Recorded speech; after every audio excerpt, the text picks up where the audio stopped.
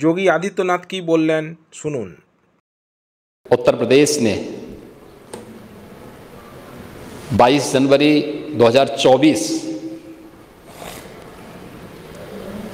जनवरी 2024 की घटना को भी देखा है। पूरा देश अभिभूत था।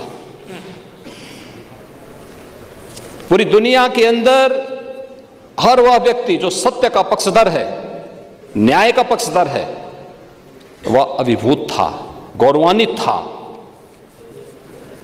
हर सनातन धर्मावलंबी की आंखों में आंसू थे, हर्ष के, गौरव के, और अपनी कई पीढ़ियों को वह इस आयोजन में प्रत्यक्ष या अप्रत्यक्ष रूप से उसके साथ सहभागी बनकर के अपनी पीढ़ियों के प्रति कृतज्ञता ज्ञापित भी कर रहा था और तर्पण भी अर्पित कर रहा था।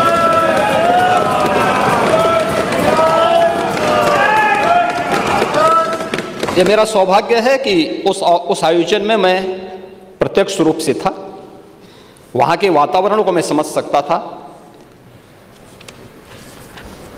25 करोड़ की उत्तर प्रदेश की आबादी और 140 करोड़ का हमारा देश,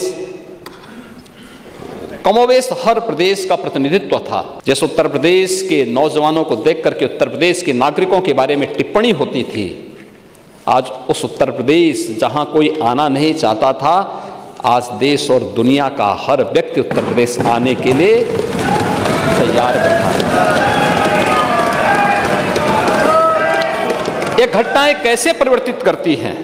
500 लगभग 500 वर्षों के एक लंबे अंतराल तक चले लंबे संघर्ष, लंबी कवायद, लंबा वाद विवाद,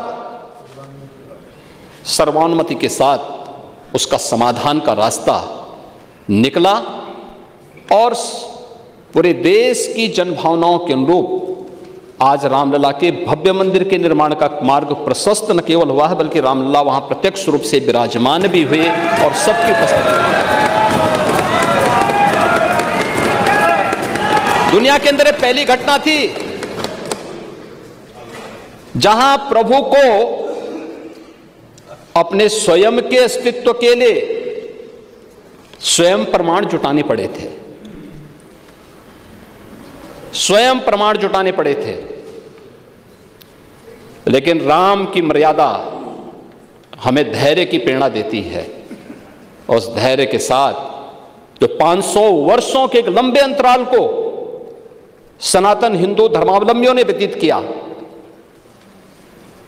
ये वे धैर्य उस प्रसन्नता के रूप में, दीपोत्सव के रूप में, आतिशबाजी के रूप में 22 जनवरी को पूरे हिंदुस्तान के अंदर और दुनिया के अंदर जहां कहीं भी हम देख रहे थे, हर ओर से एक ही आवाज आ रही थी। यह अद्भुत क्षण था और हमें प्रसन्नता इस बात की थी, हम अंतःकरण से प्रसन्नता इस बात की थी कि प्रभु तो विराजमान हुए हैं। उनके भव्य और दिव्य प्रतिमा की प्राण प्रतिष्ठा का कार्यक्रम संपन्न हुआ है, भारत के गौरव की प्राण प्रतिष्ठा का कार्यक्रम संपन्न हुआ है। लेकिन प्रसन्नता इस बात की भी थी कि हमने वचन निभाया और मंदिर वहीं बनाया।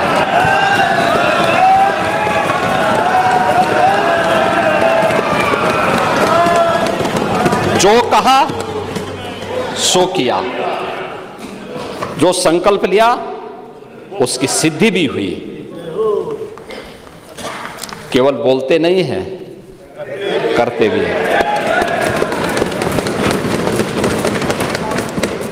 और आज नव्य, भव्य और दिव्य अयोध्या को देख करके भी हर व्यक्ति अभिभूत है।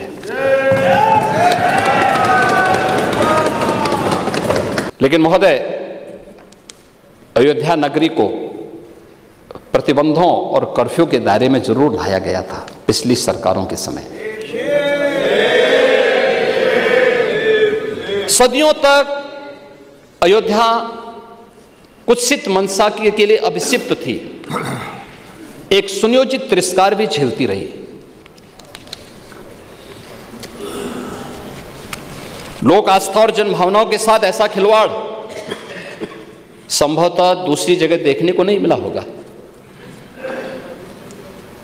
अयोध्या के साथ अन्याय हुआ, और महोदय जब मैं अन्याय की बात करता हूं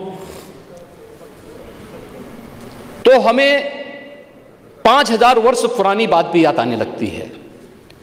उस समय पांडवों के साथ भी अन्याय हुआ था,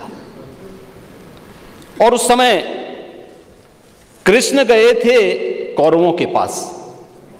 उन्होंने भी कहा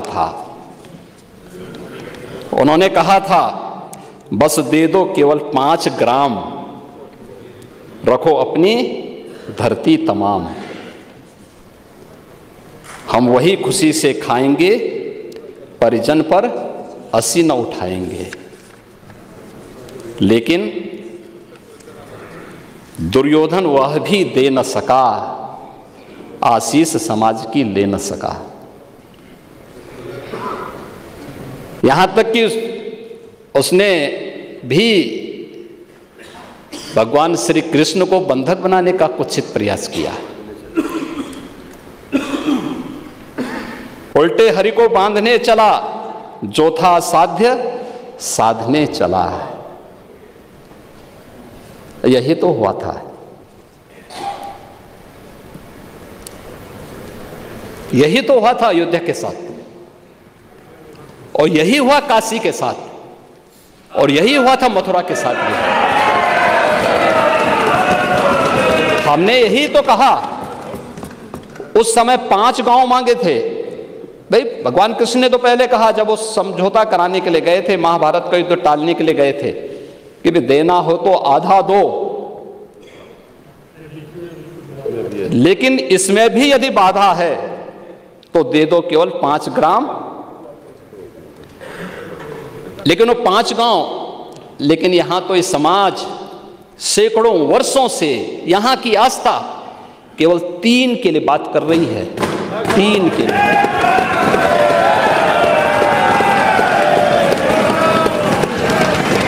वो 3 के लिए भी इसलिए वे विशिष्ट स्थल हैं, वे सामान्य नहीं हैं। ईश्वर की अवतरण की धरती है, असामान्य नहीं है। और असामान्य यानी उसको सामान्य स्तर पर नहीं मान सकते, लेकिन एक जिद है, और उस जिद में जब राजनीतिक उसमें तड़का पड़ने लगता है और वोट बैंक बनाने की राजनीति होने लगती है, तो वहीं से फिर विवाद की स्थिति खड़ी होने लगती है।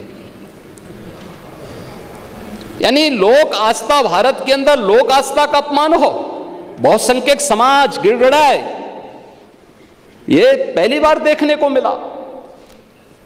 दुनिया देख रही, स्वतंत्र भारत में काम पहले होना चाहिए था।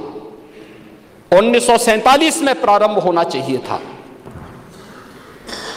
और उस आस्था के लिए बार बार गुहार लगाता रहा। हमने तो केवल 3 जगह मांगी, अन्य जगहों के बारे में कोई मुद्दा नहीं था।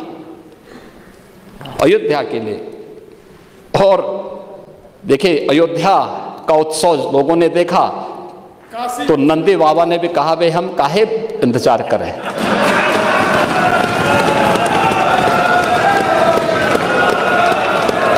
उन्होंने भी इंतजार किए बगैर रात्रि में बैरिकेड तोड़वा डाले,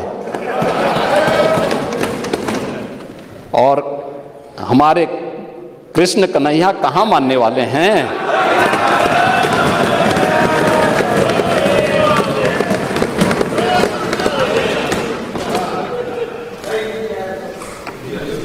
विदेशी आक्रांताओं ने केवल इस देश के अंदर धन दौलत ही नहीं लूटा था, इस देश की आस्था को भी रौंदने का काम किया था। दुर्भाग्य है, आजादी के बाद उन विदेशी आक्रांताओं को महिमामंडित करने के कुत्सित प्रयास हुए अपने वोट बैंक के लिए।